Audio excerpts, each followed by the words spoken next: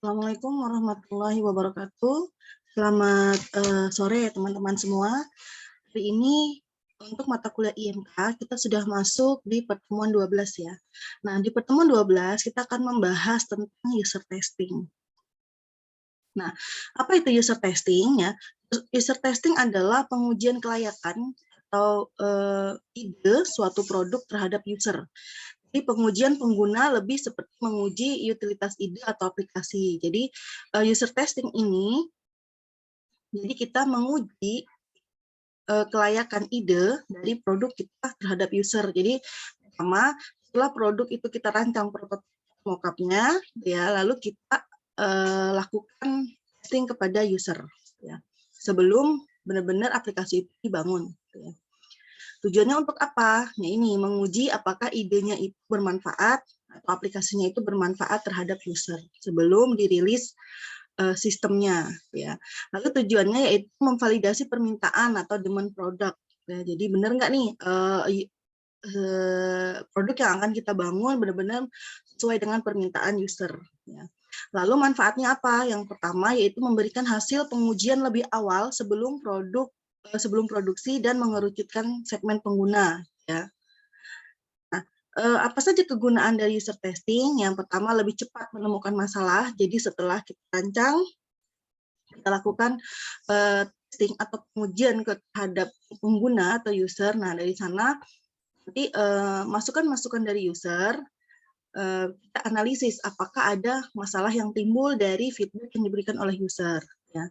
Yang kedua adalah dapat menghindari kos produksi yang tidak perlu. Ya. Jadi kenapa kita ingin membangun suatu sistem, kita bentuk atau kita buatkan dulu prototipe atau mock-up-nya.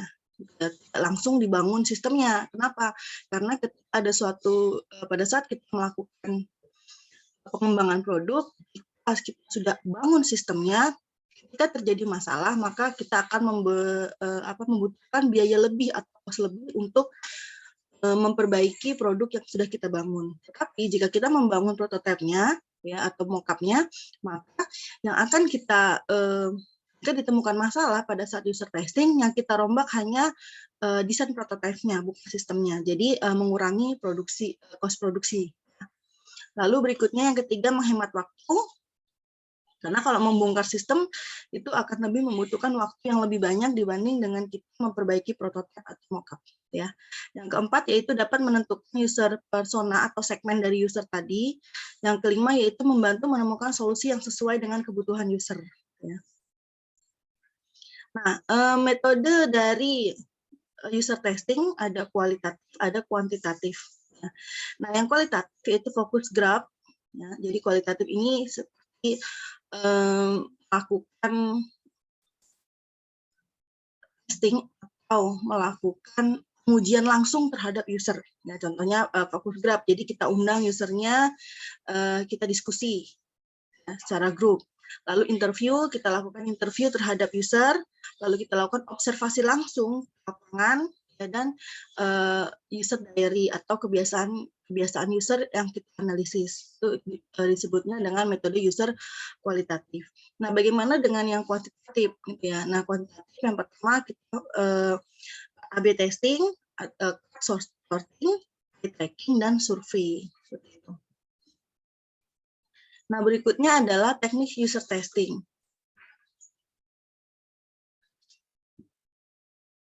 Pertama adalah tradisional, yang kedua moderate, yang ketiga unmoderate, yang keempat guerrilla testing. Nah, di sini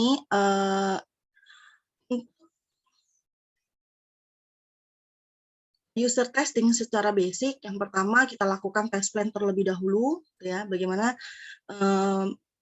kita lakukan planning ya terhadap yang akan kita uji. Lalu kita buatkan skenario dan kerjanya apa saja. Lalu berikutnya kita buatkan user requirement, ya. Jadi kita cari usernya, ya. Jadi usernya siapa aja nih yang mau kita testing, gitu. Itu kita harus requirement dulu usernya. Lalu kita setelah ada pertanyaan, ya, ada skenario, ada jadwal atau planning untuk tesnya, sudah rekrut usernya, maka usernya kita minta untuk mengisi tugas-tugasnya apa saja yang harus dilakukan untuk proses user testing tadi, lalu kita lihat hasilnya seperti apa, ya, hasil dari user recruitment-nya, lalu kita cari apakah ada masalah-masalah yang jadi setelah dilakukan user testing, seperti itu. Nah, bagaimana pengukurannya? Nah, pengukuran yang menjadi parameter terhadap penilaian hasil user testing suatu produk disebut sebagai matriks, ya. Jadi ada 3 pengukuran dari usability-nya. Yang pertama yaitu efektif, ya, efisien, dan kepuasan atau satisfaction. Apakah produk yang kita bangun efektif, apakah produk yang kita bangun efisien, dan apakah produk yang kita bangun memang sudah memenuhi kebutuhan dari user atau memuaskan keinginan dari user, satisfaction, seperti itu. Nah, bagaimana dengan jumlah user? Nah, untuk kuantitatif usability test, ya, rencanakan peserta dengan jumlah lebih tinggi dari 20 peserta per putaran penelitian. Jadi pada saat kita melakukan testing terhadap user, itu minimal 20 peserta, ya. 20 peserta itu untuk yang kuantitatif. Jadi seperti tadi kita membagikan kuesioner, gitu ya, atau kuesioner, ya, itu. Misalkan kita buatkan seperti survei experience, nah itu kita bagikan ke 20 peserta putaran penelitian. Jadi pada saat satu kali penelitian, jadi misalkan kita penelitian kita menguji coba prototype pertama kali kita buat. Nah, itu kita coba melakukan user testing, setelah itu nah pada saat kita melakukan user testing itu satu perputaran 20 peserta. Nanti kalau misalkan sudah ditemukan masalah, kita perbaiki lagi tampilan prototype dan mock-up-nya, gitu ya. Lalu kita lakukan user testing kembali. Nah, itu harus dengan 20 peserta yang berbeda. Jadi setiap kali melakukan user testing itu minimal, ya, 20. Nah, berikutnya untuk kualitatif usability test seperti tadi fokus group discussion, observasi, atau misalkan langsung interview user, nah itu minimal 5-8 user per grup. Jadi kalaupun ada fokus group discussion atau tadi diskusi dalam grup untuk mencari usability test atau user testing, gitu ya, maka dia hanya 5-8 user. Berbeda dengan kuantitatif, karena biasanya kalau kuantitatif ini berupa dokumen, kalau sekarang bisa disebar secara online. Tapi kalau kualitatif itu benar-benar kita undang usernya untuk dilakukan interview, wawancara, observasi maupun fokus group, ya.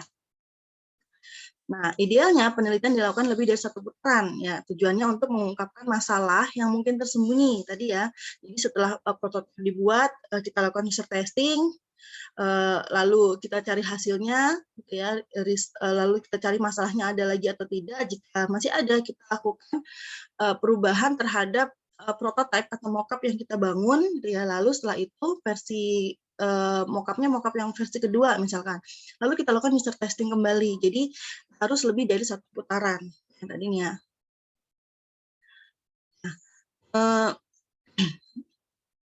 Nah, kita ada latihan analisa. Nah, ini analisanya yang digunakan ini analisa untuk tampilan suatu web, ya, misalkan.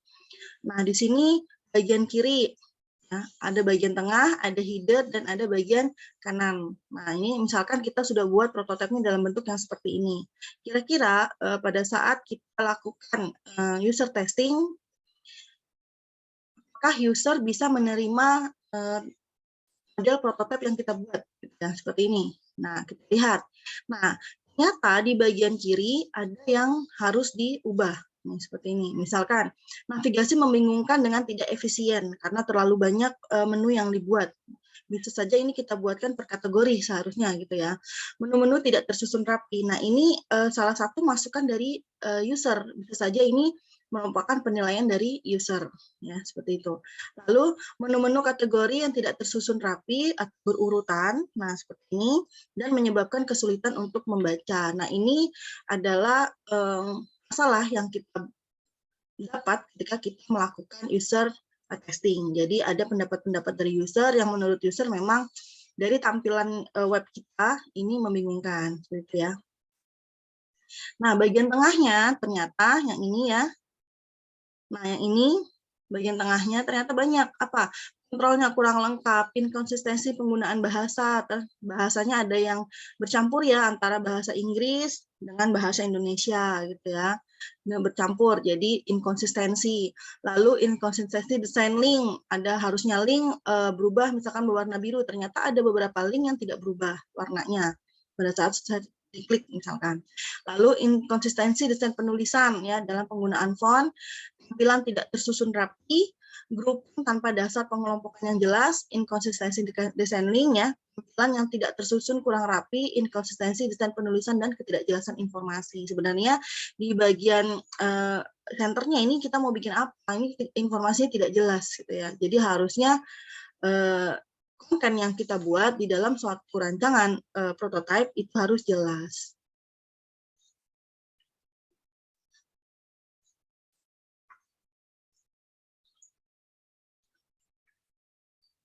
Nah, ini ya, tadi analisa hasil prototipe di bagian tengahnya, nih ya, bahasa Indonesia, nih, news website.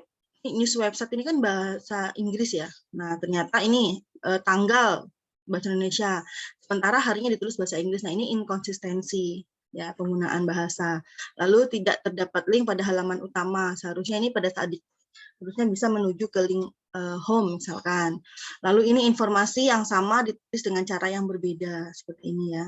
Jadi ini sebenarnya informasinya sama tapi kenapa ditulisnya dengan cara yang berbeda. Nah ini penilaian-penilaian ini yang nantinya akan memperbaiki prototipe di versi berikutnya. Ya. Nah di bagian kanan nih scrollingnya tidak efisien, desain kurang rapi dan tidak konsisten, tidak jelasan dalam penggunaan fungsi, ya. Lalu tampilannya tidak tersusun rapi serta kontrol yang membingungkan. Nah, derajat kepentingan dalam desain tampilan dan informasinya kurang, ya. Nah, ini di bagian kanan simbol tidak tepat. Kenapa tidak tepat? Bahasa tidak konsisten. Di sini ada statistik situs bahasa Indonesia, di sini ada visitor dan page ini bahasa Inggris, di bawahnya bahasa Indonesia. Nah, ini sebenarnya pada saat kita melakukan perancangan prototipe diusahakan penggunaan bahasanya itu konsisten. Seperti itu, ya.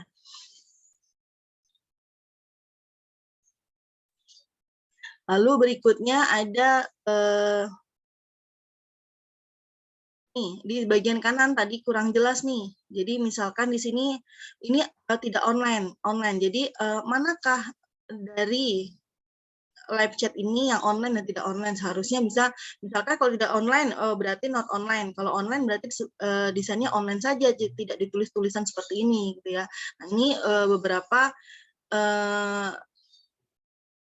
pendapat yang memang digunakan untuk memperbaiki prototipe tadi, gitu ya. Lalu ini ada link atau bukan, ini link atau bukan. Nah di sini ternyata ada link. Ya, harusnya ini konsisten. Kalau misalkan memang ya, di menu sebelah kanannya link semua, nih ya, maka ini harus berubah dengan warna seperti ini. Nah ini analisis ya user testing di bagian web kanan.